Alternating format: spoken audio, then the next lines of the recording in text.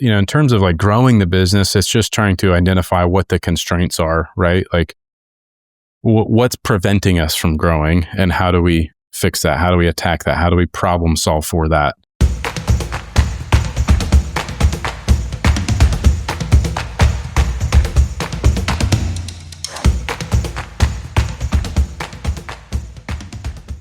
Hey, thanks again for tuning in to the E-Commerce Evolution Podcast. I want to take just a minute and talk about my agency, OMG Commerce. We've been helping e-commerce brands for 15 years, and that's like 100 e-commerce years. And our specialty is finding opportunities for growth that other people miss and unlocking channels that you're not currently maximizing. For example, YouTube. Most brands are sleeping on YouTube, and my belief is it's the biggest untapped opportunity for your brand. We're also good at adding up to 8 figures in growth for Amazon brands. And so if you're looking for scale and growth profitably, that's what we do. We'd love to chat with you. We'd love to review your current marketing efforts, show you where there's missed opportunities, and craft a specific plan for you. So visit us at omgcommerce.com, click the Let's Talk button, and we'd love to schedule a complimentary strategic review with you. With that, back to the show. Well, hello, and welcome to another edition of the E-Commerce Evolution Podcast. I'm your host, Brett Curry, CEO of OMG Commerce. And today, my guest is the one, the only Beav Brody from Tactical Baby Gear. I love this brand. I love these products. I love the story of this brand. And so this is going to be a show that covers lots of different facets of running and growing an e-commerce business. I love opportunities to sit down and talk to somebody who's in the trenches, from product development to brand building to scaling to figuring out what the heck's going on in the economy and how do we still grow through the madness. And he's also a podcast host, the Ultimate Dad Podcast. So we'll talk a little bit of family stuff as well, which we have that in common, both family men. And so with that, Beav, how you doing, man? Welcome to the show, and thanks for coming on. Thanks for taking the time. Yeah, I appreciate it. Thank you. Yeah, I'm doing really good. You have a bunch of kids too. I got a bunch of kids, man. I got eight kids. It's wild times. Golly. I can't hold a candle to that, and I'm not trying to catch up. yeah, that's what most people say. Like, hey, I know this isn't a contest, but if it was, I'm not trying to beat you. I'm not trying to win, and so that's kind of the way it goes. But dude, I gotta just ask, like, you've got an amazing setup right now.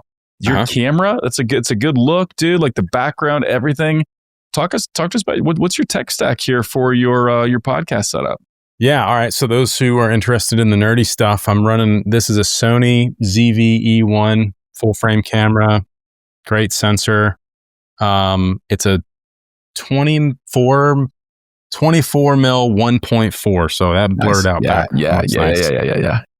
And then and then I got my podcast focal length and aperture there for those that want to get nerdy. Yeah, the great podcast mic. So that's awesome, man. Yeah. Well, excited to dive into a lot here. You're one of the rare, I would say, male founders in the baby space. And what you guys have achieved, you might think. So that is what I think. So correct me. Am I mistaken in that? Yeah. Well, a lot of the guys I know in the baby space, particularly in the mobility space, strollers and wagons and that sort of thing, most of that side of the industry is run by a bunch of old white guys.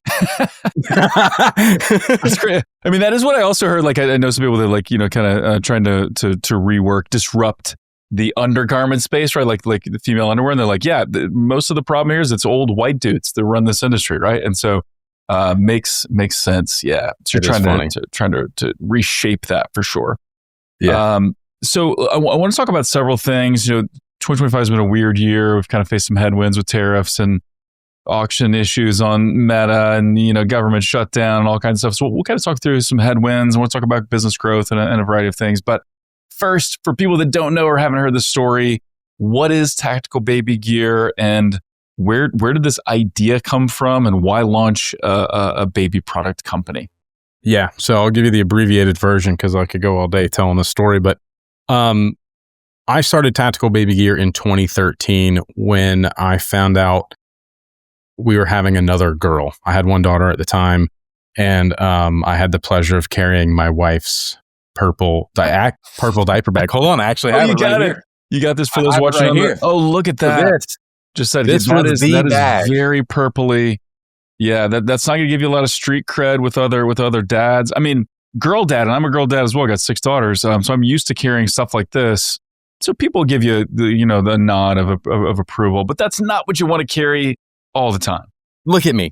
Do I look like the kind of guy who wants tats? It doesn't fit for me. God, guns, and diaper hat on. Come on, man. Like, yeah. That purple bag is not what you're one to rock. Yeah. I mean, it's fine, right? Like we all step up to the plate, we man up, we do it, and it's like whatever. But then you're like walking through the store and you're like, man, I really hope one of my buddies doesn't see me carrying this thing. Like, nice purse, bro. Know? Yeah.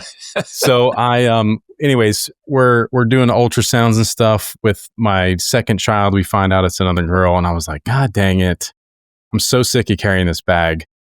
And at the time I was building custom cars. I've got a shop where we build custom cars, really high-end stuff. We've set world records, built stuff for celebrities, et cetera, featured in magazines and things like that. But one of the things we did was upholstery. So I've got sewing machines and things like that. So I was like, and I couldn't find a bag. I had no interest in starting a baby brand. That wasn't part of my thing at all. I was trying to become Jesse James, you know what I mean? Mm-hmm. And so I was like, well, I'm just going to make a bag because I can't find anything close to what I would want to carry.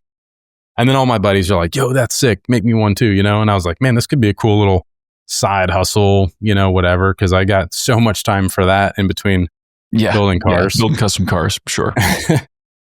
And like one thing leads to another that leads to another. And then suddenly I've got this side hustle that's got more demand than I can keep up with, and I'm trying to figure out how to manage all of it. I don't know anything about e-commerce. I don't know anything about sales. All I know how to do is like make a cool car. Like that's it, And so I reached out to a buddy of mine I went to high school with who had developed a product and was selling it to Target and a bunch of big box retail stores. I was like, oh, that's the guy I should reach out to. So I called him and I told him what I had going on. He starts asking me some really simple, basic questions. I was like, dude, I don't know anything about this crap. Like, I don't even know what a UPC is. He's like, like a barcode. And I was like, oh yeah, right. Like, sure. Yeah, I guess if I want to sell stuff like this, like that's probably a good idea, So anyways, those conversations lead into him becoming a partner. And then we really hit the ground running because he's ended up selling his business. He really believed in what I'd started with TBG and was able to help me really build it as a business. And he's an operations guy. He's that kind of guy. So helpful. Yeah, to have like a product visionary, growth-minded guy with an ops person as well. It's really like a necessary thing if you want to make big moves. In my mind, it's hard to do it without it. But so that's kind of the origin story and how we got started and why we got started. And since I have that prop here, this is my everyday bag that I carry. But dude, this is what one of our current diaper bags looks like, and it's got camo. You get the space for patches. You get the American flavor. You get some kid stuff. Yeah, insulated cooler pouch. For bottles, things like that. It's got a ton of features. It's got changing mats, stroller straps. Everything you would expect in a diaper bag, but looks nothing like a diaper bag, right? So looks nothing like a diaper bag. It's feature rich, right, guys? We can geek out about the features. What do we want to do when we're hanging out with other dads? We want to show off our gear. So like why this gear is better than your gear, right? Yeah, just like showing off your custom car in the garage or whatever. And so love this. And so started in 2013. I've been kind of following your journey for quite a while because Kurt Elster, mutual friend, I know he runs kind of the dev side and the web side of your brand. Did a brilliant job there, and so been kind of watching that. I want to fast forward to this year, just really briefly, give some folks some kind of actionable stuff, and then we'll talk, like I said, talk about a variety of things. Yeah, we can bounce around. It's been a weird year, right? So we had tariffs, which has kind of locked things up for a little while. We've had Meta disruptions. You got the government shutdown that's now coming to a close, and things like that. How have you faced the headwinds of 2025? And then maybe more broadly, like how do you approach problems in general? Because obviously 2026 is going to bring its own unique set of challenges. So how have you kind of weathered the storm this year? Yeah, it's been like extra weird for us too, because I'm coming off the back of my daughter. Actually, the daughter who inspired me to start the business, she had cancer.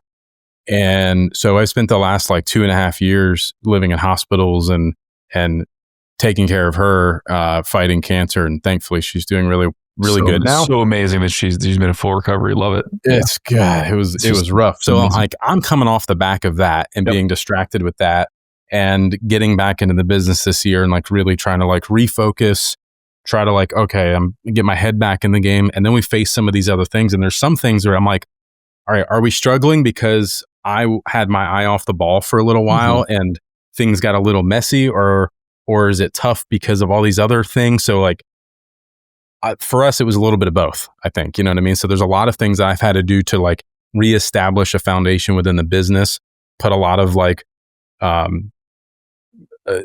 SOP systems and processes and things like that in place that allow people to do their job more effectively, more efficiently, keep me from having to do certain things so that I can focus back on growing the business and not being in the weeds and being such an employee. So there was that side of it, which was probably the biggest thing for us, is trying to get me back out of being an employee and being an owner, which is like such a mind change, you know what I mean? Mindset change, which is really tough. Yeah, I heard that phrase one time. It's going from being in the business to being above the business, right? And so there's like this thought of working on the business instead of in it.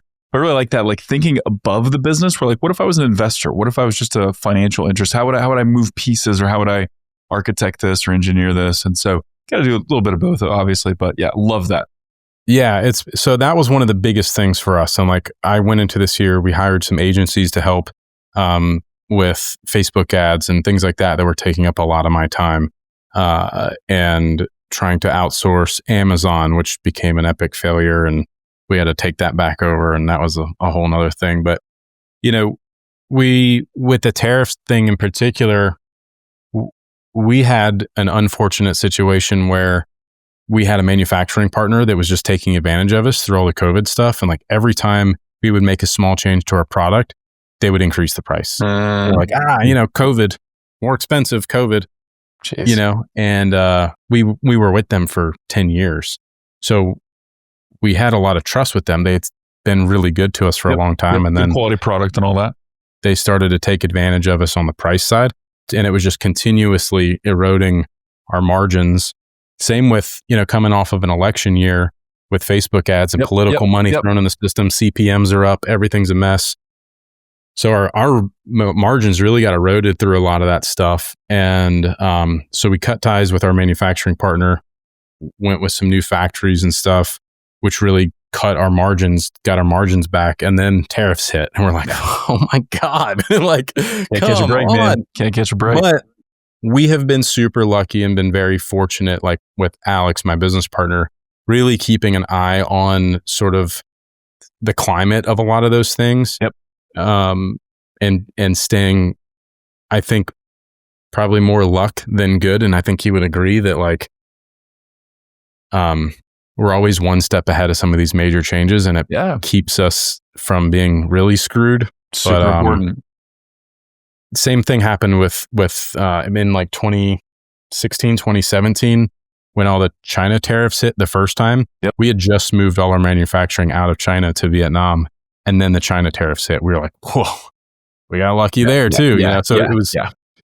It's been an interesting ride, but we're very fortunate, that we've been able to like navigate a lot of that stuff, and we're still in the game, and not everyone can say that, which really sucks for a lot of people. But we look at those things as, we're very, we have a we'll figure it out mentality. We're just going to power through it. We'll figure it out. We're as entrepreneurs and business owners and product developers, you're just solving problems all the time. And some days it's just a different set of problems. From one problem to the next, that's the game forever. We're solving problems, trying to anticipate the next problem, trying to have some first principles mindset to handle problems as they pop up. And that's just the game. That's the game of being a founder and being a business leader, for sure. 100%, so that's how we tend to think about those things. And it's, in terms of like growing the business, it's just trying to identify what the constraints are, right? Like what's preventing us from growing, and how do we fix that? How do we attack that? How do we problem solve for that? Do we need to hire? Do we need to outsource? Do we need to whatever that is, right? Is it a new sales channel? Is it a new marketing channel? Is it right? Any of those things? I love that. Let's actually pause for a minute and see if you have any more to add to that, because I love the approach of looking at what are the constraints in the business. This is what I'm trying to accomplish, this rate of growth at this EBITDA margin to reach this outcome at this given time. But what are the constraints? So what are the components going into that and making up that growth? And then what are my constraints? So any recent examples of where you've identified a constraint that's limiting growth and how you've kind of tackled it? And you can be as specific or as general as you like. Yeah. I mean, for us, I think there's two things we're up against presently. One of them is, I think we're sort of maxing out what we can do in terms of ad spend on Meta, because we don't have the volume of content to throw at the platform, because we all know right now that like the game on Meta ads is like volumes of content. It needs to be good, but you need a lot of it. Yeah. And with the Andromedas we were talking about when we were hanging out in Denver, it's like, it's not just amount of content, but there's got to be content diversity, right? So you've got to have enough very unique content aimed at different avatars and things like that. If you don't have that, you're going to be behind a little bit. So oftentimes I become the bottleneck, which is why I've been trying to remove myself from being an employee for so many different tasks. So that was a constraint, which is why we started outsourcing things, get someone else to do Facebook ads, get someone else to manage Amazon, get someone else to whatever the thing is, right? Try to outsource the things and get someone to do it better than I can. That's one constraint. Another is I make all the content, a lot of it, or at least my face is in a lot of the content. So that creates another bottleneck, which truthfully, needing diverse content and different looking people, male, female, black, white, Hispanic, whatever, different locations is like almost frees me up. But now we have to manage finding other people to make the content. And is it up to par? And, getting UGC stuff, and that UGC content is a whole nother thing. And we can touch on that because I've learned a valuable lesson recently around UGC, but another, and we can come back to that. But definitely come back to that. Yeah. The constraint side of things, it's just a lot of it is hypothesis too, right? Like, okay, we're stuck here. I want to get here. What is holding us back? Well, I think we need to make more content, or I think we need to find a new marketing channel to use the existing content we have because we vore it out on other platforms. Can we use that same content on a different platform to acquire new customers there? What does that look like? And you start to hypothesize what you think the constraints are, and then try to problem solve for it. And then you confirm or deny that works, Totally. So I think that's sort of the workflow. It totally makes sense. And that's, just to use a media buying analogy, we do a lot with YouTube ads, and YouTube has kind of been one of the vehicles for our growth and why people are attracted to us and things like that. And there's several things we look at, right? You look at some of the early signs of, is this ad or this campaign working? And you look at things like view rate and engagement rate and watch time per impression and click-through rate, and like how are people engaging with this content? And that's good, but obviously what ultimately matters is, are people buying? And so if the end goal is scale at a CAC goal or scale at a ROAS goal, what are the components that make that up? And so this is what we do all day long, right? Is looking at, okay, actually everything is working here except the conversion rate. And so then what is made up of conversion rate? Well, it's either the quality of the traffic, it's the quality of the offer, or it's, some component there. The message maybe. Is it the website? Is there a hiccup? Is there a problem? Right. So you start breaking that down over and over and over again. And then it's like, okay, well, these then are the 3 or 6 things we need to test, and in this sequence, and then you get to the bottom of it, and then you scale. And so, yeah. But I think the cool thing is you can take that mentality and apply it to essentially every area of business. So that's awesome. Talk about UGC, because that's, we obviously, UGC is a winner across all socials. It's big on YouTube. It's like, what have you learned there? The interesting breakthrough moment I had mentally about UGC, and you see a lot of UGC ads run. I cringe at them. I can't stand them. I get about 45 emails a day from agencies to connect you with UGC creators and blah, blah, blah.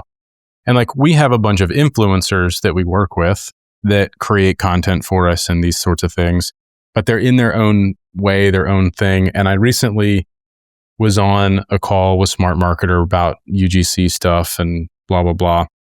And when they broke down their workflow on dealing with UGC creators and everything that goes into it, it became very clear to me in that moment. There is a big difference between an influencer and a UGC creator. It's a completely different business. Yep, it is. The influencer, you're paying for access to their audience, which I would argue you're not even getting access to their audience anymore with the way the algorithms are. Yeah. And oftentimes they're so stuck in the content that they have made forever that built this audience over the last 5-10 years that the numbers aren't great anymore anyways for them. The UGC creators are like, hey, I'm hire me as a paid actor, and it's like, give me the product. Let me know what you want me to say. I'll make you the content. I'll record it. I'll send you the assets, whatever stipulations you have, and pay me to make the content or record the thing for you. I'm not posting it to a platform with lots of followers. I'm not doing any of that kind of stuff. And that was the big learning point. I was like, oh shit, like influencers and UGC and your customers' reviews, like those are separate too. Different, totally different thing. But UGC creator is a very specific breed and hard to find, and it takes a lot of management. Yeah. It does. And one of the interesting things, and I know other people share your same sentiments, where it's like, oh, I see a UGC ad and I just cringe. I hate it. Don't want to watch it. Things like that.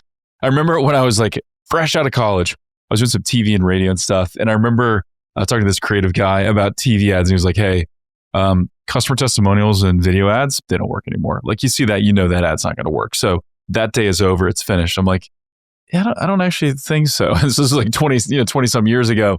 And UGC is more popular than ever. And here's the thing, like it's always going to work if it's authentic, at least authentic feeling, if it's addressing a problem, if it's talking about a feature or benefit, if it's like, allowing a prospect to really connect with a product, it's always going to work. But it's a pain, and bad UGC or inauthentic UGC, it does not work like it used to, for sure. So I would argue that it probably never worked. Any tips or tricks or tactics that you're doing to get really good stuff in all those categories, reviews, UGC, creator content? Well, UGC, we're struggling. I still can't get anything from anybody. I'm like, I get stuff and I'm like, what is this? What is this? If anyone has tips for me, leave it in the comments. I'd love to read them because I'm on the struggle bus with the UGC. I also I have a hard time being okay doing it because it feels so fabricated and whatever. Yeah. And that goes back to like some of my moral stuff because I'm such a brand guy. Totally. We'll get into that too. Yeah. I will share something on the UGC side really quickly. I know Ezra, a Firestone mutual friend of ours, has some content around like ambassador programs and things like that. You can get some content from that. What's interesting is because I was doing this long ago, back when I was doing TV and stuff, I actually put together this resource and this was, back in the day when you were mostly filming things in person. And so I've actually got this guide for like how to interview someone on camera. So I used to do this for jewelry stores and other people. I'd be like the guy behind camera interviewing. And this was an art and a science to how you ask questions and kind of how to get someone talking and feeling comfortable. I'll share that with you. Maybe that's something I'll release to a wider group. But what we'd always do is like we would just ask questions, kind of leading, but just letting someone talk in their own voice. You end up with 85% or 90% unusable, garbage, boring, ums and ahs, and what did you just say?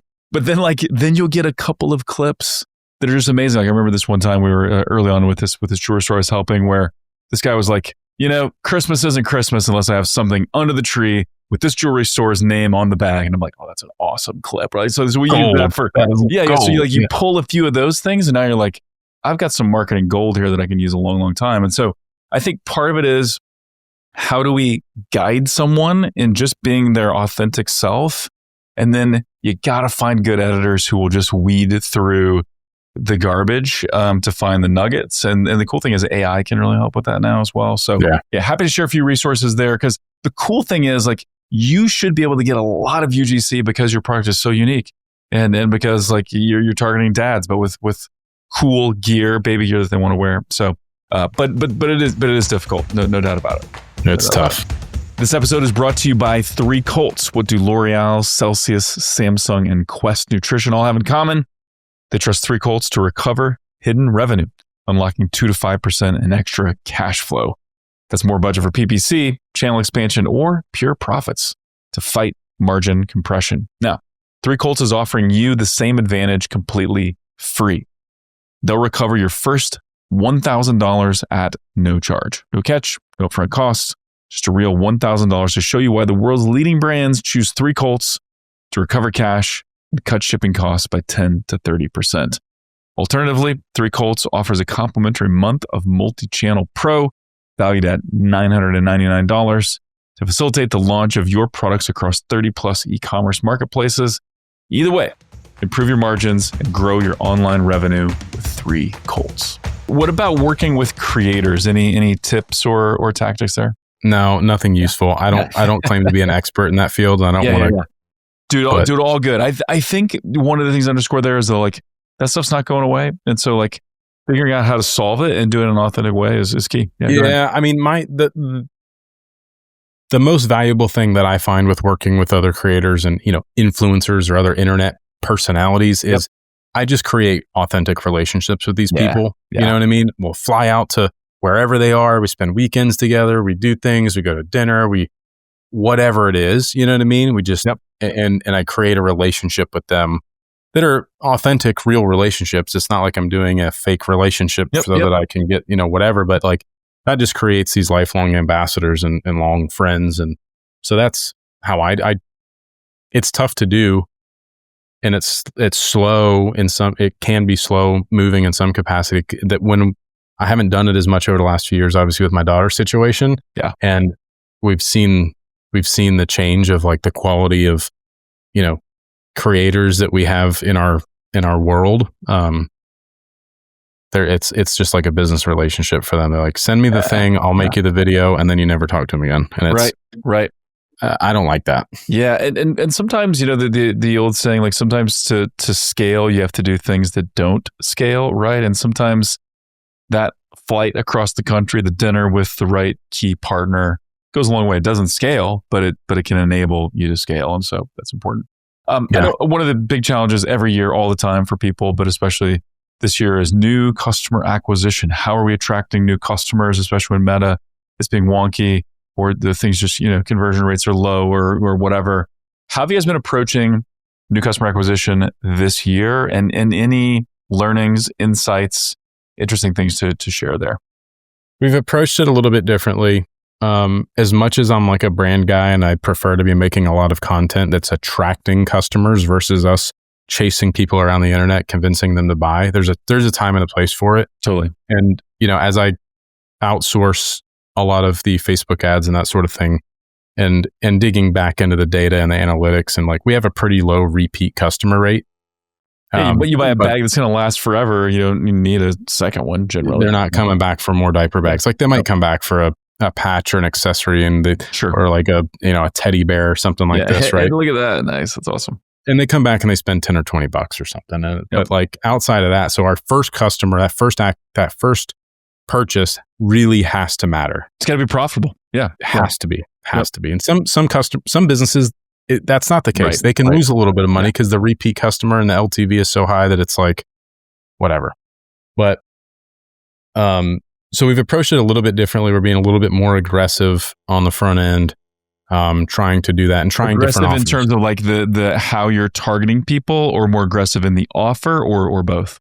A little bit of both. We've tested a lot this year to try to find different things that we think we can use to scale without me having to create so much content, because I'm trying to work on the business and less in the business, which is a struggle for me. But yeah, we're just being aggressive, trying and testing different offers, different audiences, narrowing that down, really excluding existing customers from things more than we have before, which we actually saw an interesting dip in repeat customer rate when we stopped spending money on them. Interesting. And I was like, So then I was like, well, maybe our repeat customer rate's not as bad, So there was some interesting stuff there. Then, and you're like, that's okay. Well, there's a problem to solve. Let's look into this data. Is this accurate? But we have a lot of gift giving going on and all these different things. So it's it's tough. Got it. It's tough. It is tough, man. And this is something that we look at all the time, doing this with a number of clients right now that are kind of scaling.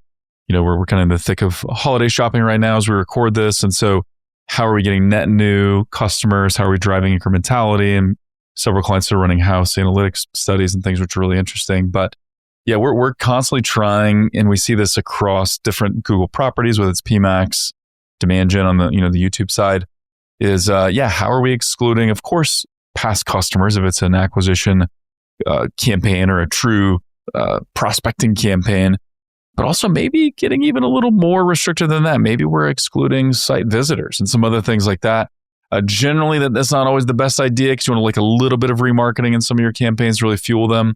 But we're doing all kinds of stuff because what it seems like platforms are doing is really leaning into remarketing audiences more and more, even if you're trying to exclude and go broader. And so because these platforms are in the market of attribution. Totally. And they're all trying to steal attribution. I say steal. I mean, you know what I mean? Take credit. Totally. Like, how can we get the conversion, take credit for the conversion? And so to optimize that, the algorithm's going to lean more into some remarketing, almost regardless of what you do. Yeah, it's tough. So, one of our big things this year was really focusing on that new customer ROAS. Yeah. Like more so than we had in the past. Yeah.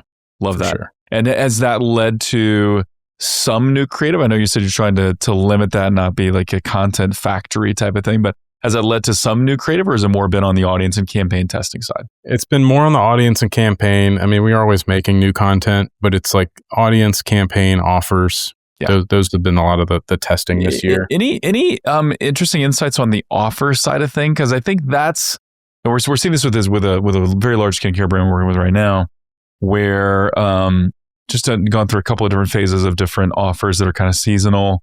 And like content's good, view rates are great, click-through rate's good on all of it. But man, one launch is performing worse than a couple others, and it's all conversion rate driven. As we're digging in, we're like, I think it's just the offer. It's like the makeup of the, no pun intended, of the things you're offering here as a skincare brand. I think that's it. And so we've been tweaking and testing to see if that hypothesis is true. But what have you guys learned on the offer side of things? That it, for us, and I say that because it's always different. Yeah. It's still just a 20% off offer crushes it for us. Like we can try this or this dollar off or get this thing and get this thing for free. And, all kinds of different variations. 10% doesn't move the needle. 15% doesn't move the needle. 20% kills it. 25% really kills it. Yeah. It kills your margins potentially too. And so like 20 is that sweet spot where it's motivating, gets people to move off center, but still protects margins, it seems like. For us. So from all the things we've tested this in the past year, again. Yeah. Totally makes sense. Anything new or interesting kind of in the community building side of things or the brand building side of things? And it totally makes sense as I see your content and see what you've built. I'd forgotten about the custom car piece, but like you build custom one-of-a-kind cars. You're a craftsman. Like, so quality, design, look and feel, aesthetic, like it matters to you, right? And so I know you guys have always been good at this, but any insights on community building, brand building, or how that's shifted here in the recent past? Yeah, I mean, brand building is really my strong. It's like brand building and product development is like really where my heart is. We haven't done as much of the community and brand building stuff that I'd like to be doing in the last few years. Again, because of my daughter, but I'm desperate to get back to it, which is why I'm trying to lay such a foundation right now with the rest of the business, so I can break away from some of that day to day and just get back to making content, doing podcasts, creating educational content for new parents, and attracting. What I try to do is attract customers to us. Love it. Versus chasing them around and trying to convince them with all these offers all the time. Like I feel like a used car salesman doing it, and it's a necessary thing. There's a time and a place for it, obviously, but when you talk about first purchase matters and it has to be profitable and cost to acquire a customer needs to be low and you want to get the LTV up as high as possible. And there's no better way to do that than building a brand and a community of people who just are attracted to you. And it takes a lot less convincing, Yep. And one interesting thing for you too, Beav, that you kind of mentioned this, and I think this is a way that maybe LTV is a little bit different for you than for others. Maybe someone's not buying 2 or 3 bags, but I think what you do have though, you talked about the gifting idea. you can create like this passionate group of customers who, maybe they'll buy one or two things, but they're also very likely to refer and very likely to buy a gift for someone else. And so I think that you could argue that that's a bit like LTV, right? So I attracted this one customer. Now I've got community, I've got offers. Now they love my brand and love what I'm about. They're going to be way more valuable as a customer now because they're going to refer 3 or 4 or 5 people to me. They're going to maybe buy something else. And as long as you, as long as you build that brand. And when I say brand, it's like if you replace the word brand with trust, that's a big. It's like you're building trust, right? It's a reputation. What brand is ultimately, And so I'm really big on that. It's like, it's great if I get them to come by. It's even better if they become a fan of the brand because then you're right, they refer, which becomes difficult, right? Because there's no attribution on referrals when, especially pretty hard. Yeah. So it's. You can put through surveys and a few things that kind of piece it together, but ultimately it's pretty hard to track. It can be difficult. Yeah. And especially in a day and an age where you can track so many things and you want to be able to track those things, sometimes you just let go of it and let things work. It's kind of refreshing. Yeah. Let's actually talk about that for a second because it's so interesting. And I have always been a data guy. I love data. I think it tells a story. I think it's really valuable. I remember there was a time when I was like, oh, MTAs, multi-touch attribution tools, it's going to solve all our problems. Then you get in and you're like, nah, it actually doesn't really solve our problems at all. And so then it's like, all right, well, you probably need some component or some combination of MTAs, MMMs, and incrementality tests. And even then it's not perfect, right? You get post-purchase surveys and things you kind of pull together. And so I think you want to be directionally accurate and actionable, but trying to be super precise is probably a bit of an exercise in futility. But how do you look at measurement and attribution, and how do you measure and understand, is what I'm doing working? Yeah. I mean, we look at a lot of that stuff, obviously, on like a individual platform level through the native platform tools or through or through like Triple Whale, for example, which is a super common practice. Great one. So, we look at some of those things. A lot of times it's just looking at different assets within that to like what's the benchmark within the platform? Like okay, this one's performing better than this one, et cetera, et cetera. But a lot of it is just looking at blended numbers, and some of it you're taking a wild stab in the dark and you're hoping, you're like, I think this is working. There's the data is like YouTube ads is so hard. It's hard. It's hard. It's one of the hardest ones to measure. Yeah. And you just kind of get sometimes your gut will tell you, and that's a tough one. And other times, you just attribute, or set aside a small budget for testing. You're like, I don't know what's going to happen with this, but I'm just testing. So I mean, it's a lot of ROAS, a lot of blended stuff for us that we're trying lots of things. We're testing things. Some of it is very analytical and data driven. I also believe that you can over optimize things to a point where you go backwards. Yeah. Especially with like conversion rate optimization or something. Like you look at a heat map, you're like, well, no one's clicking on this thing, take it off the site. Yeah. You take it off the site and then suddenly you've got negative, actions of, taking from that. And then you're just like, what? I don't understand, or whatever. And, so where you start to definitely be ROAS rich, but growth poor. If you're really optimizing for ROAS, which can be a bit misleading. And so I love the blended look to balance that. So looking at MER, looking at, total ROAS or total ACoS, depending on where you're looking and things like that, because you've got to balance it. And it's one of those things where, I think it's not necessarily always helpful to look at this data is wrong or this ROAS lies or whatever, but sometimes it does. And sometimes it's like, it's just telling you it's measuring in a certain way and there are limitations to that measurement. That's what it is, right? And so understand those limitations and then make decisions accordingly. What about like channel expansion for you guys? And I'm thinking more like on the distribution side of things. So you guys are on Amazon. Are you thinking retail? Is that a big opportunity for you? Are you looking at more marketplaces? And how do you kind of view channel expansion? We're not really looking at retail right now. With my business partner's background in big box retail stuff, it's just, we said early on that it's just not a road we want to go down. Got it. And we did a little bit. We had some very strategic retail partners at one point in time. like the Exchange, which is like the Army, it's like the military's target, right? It's on every military base. Yep. We had to deal with them for a while. And it was a lot to manage. It wasn't that fruitful, truthfully. Got it. Yeah. Through COVID, that sort of fizzled out, and we just kind of let it be because it was like kind of a pain in the butt, and we didn't pursue it anymore on our end.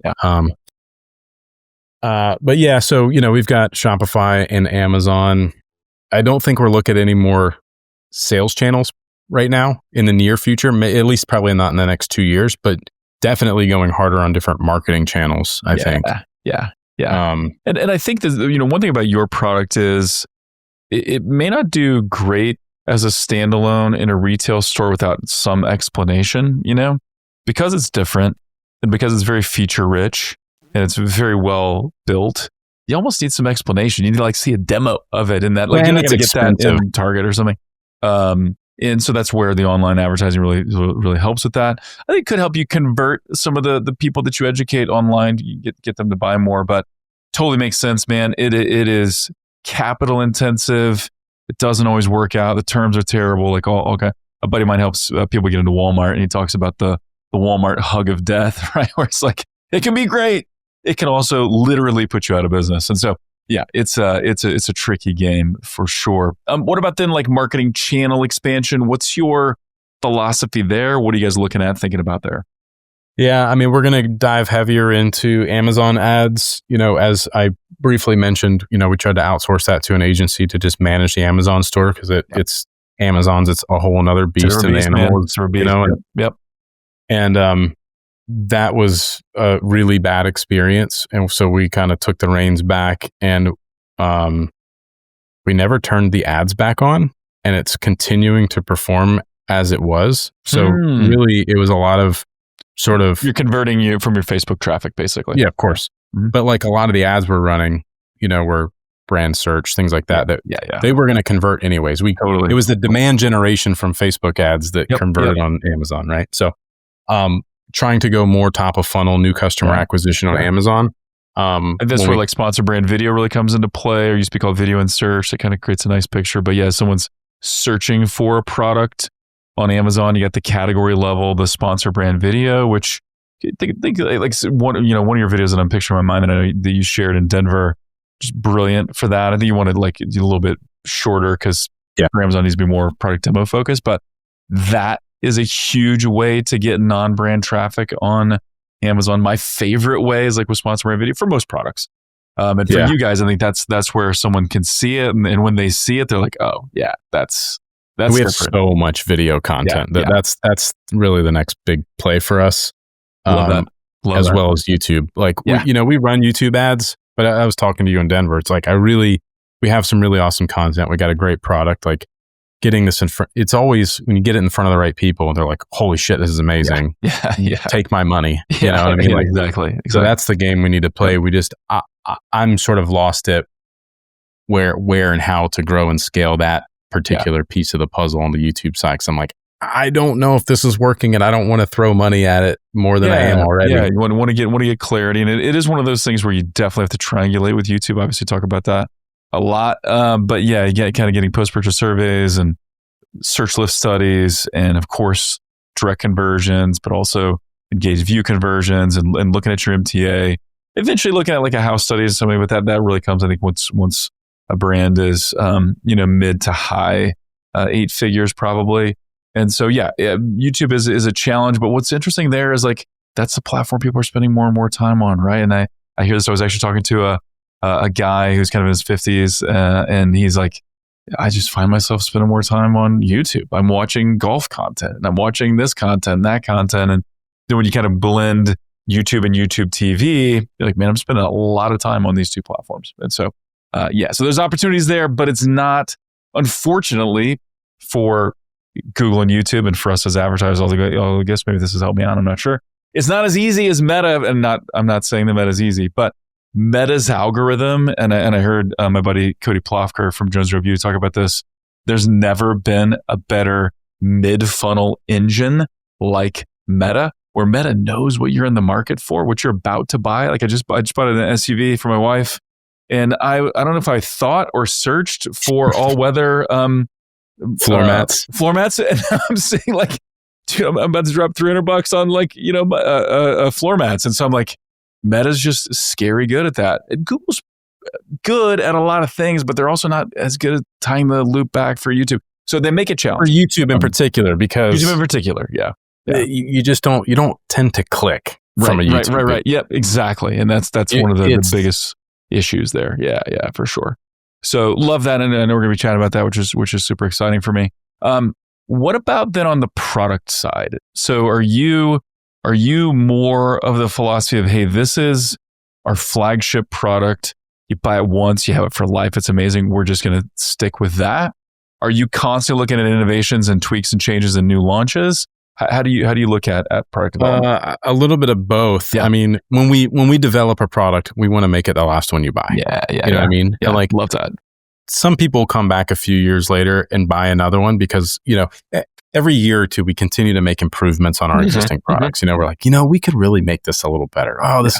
Yeah. So if you look back at version 1 versus version 4, it's quite a bit different. And you're like, wow, version 4 is really refined. I want the new one, So that's one thing. I also try not to like add to the noise. If I don't think it's something that I can innovate and make wildly better than someone else, like I just don't touch it. It's great. Generally speaking, if I think it's something that really trust factor, right? Like your customers begin to know that like this isn't going to be released unless it's going to be the best in its category, or at least something new and different. Yeah. For sure. So that's how I really approach it. And then, I obsess over making it as the best I can. And then I try not to get that too much into that, where it's like, at some point I have to release the product for timing, purposes. Like we got to get this out. Yep. So like this has to just be good enough, and knowing that next year we'll iterate and we'll make improvements to it. So I think a lot of people get held up in that, like, oh, I've been sitting on this thing for 4 years and it's just, I'm almost there. Yeah. It's like, dude, you'll learn faster about how to make it better if people are using it. Release it, iterate. Yeah, that's one of my favorite Steve Jobs quotes is, real creatives ship, right? Meaning, you think you're a product designer, developer, creative, like then ship something, right? Don't just sit on it forever, ship it and then make it better as you go. I think that's brilliant. So, that's awesome, man. Well, anything else we'll kind of wrap in a minute by sending people to Tactical Baby Gear, buy some gear, whether you're listening to this right before the holidays, right after.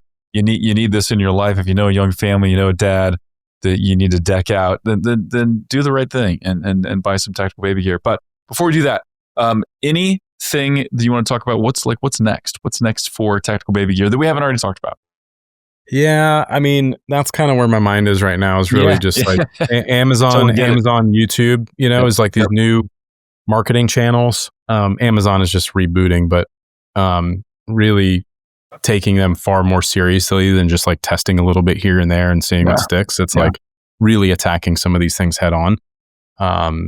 And creating, with Meta and Andromeda and like these full funnel campaigns you can do now. Like a lot of the things we're doing is we have quite a few different product lines. So it's like creating full funnel content for each individual product line. Yep. Versus just sort of like top, middle, bottom of funnel of kind of a little bit of everything. We've got Stroller as, kind of a newer product for us that's been sort of like a cherry on top. And now we want to try to make that a core product that we're selling and really attack that market. Love that. Which will take us to a whole nother level. And there's a lot of really amazing benefits to that stroller, which again, like I'm not going to come out with something unless we can kind of disrupt things a little bit. So we're excited about that one. That's a great natural addition to what you're doing. It's also high AOV. You buy one, you maybe, have that thing for a long, long time.